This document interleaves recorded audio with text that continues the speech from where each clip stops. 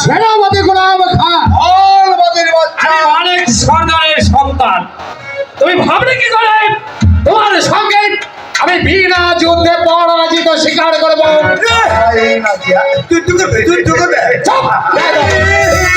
তাহলে তোমার যুদ্ধের স্বাদ জেগেছে। আমিও চাই না তোমার মতো একটা নিরস্ত্রর সঙ্গে শুধু শুধু বন্দি করে তোমাকে স্বামীর দরবারে নিয়ে যেতে। বেশ, তাহলে এবার তুমি অস্ত্র ধরো। আমার হাতে শুধু একখানা হাতিয়ার নেই।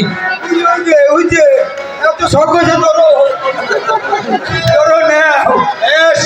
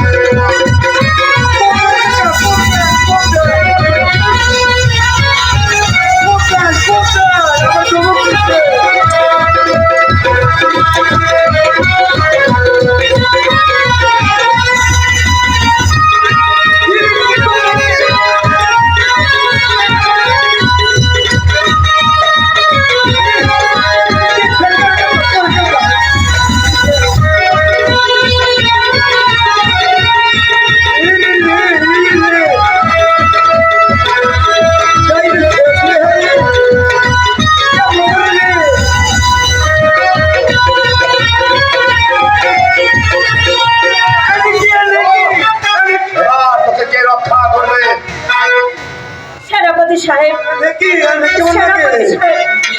আমার স্বামীকে ছেড়ে দিয়ে আপনি আমাকে বন্দী করুন।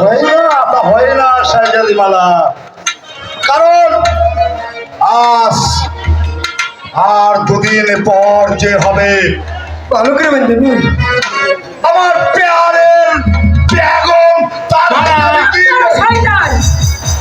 তোমাকে আমি আগেই বলেছিলাম তোমার আমার ভালোবাসা তোমার পিতা মাতা কখনো মেনে নেবে না। তাই তাই আজ তুমি নিজ হাতে আমার হাতে ছিলেন ঘোড়ো পারা নেই।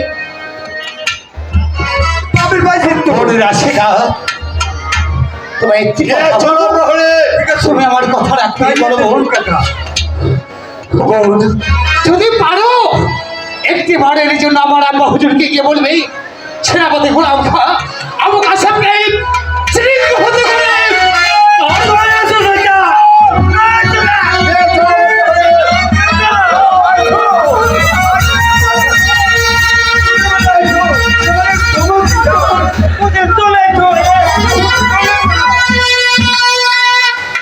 চল চল সখী রচনা, এই সংবাদটা এই মুহূর্তে আমার শ্বশুর শাশুড়িকে জানাতে হবে।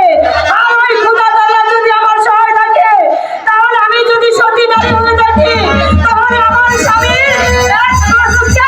উন্নতি পাবে না। চলে এসো রচনা।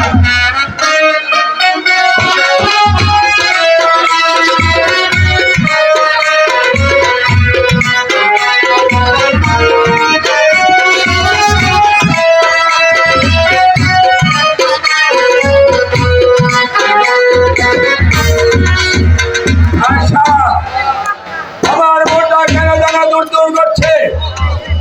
আয়শা ছেলেটি স্কুলে গিয়েছে এখনো ফিরে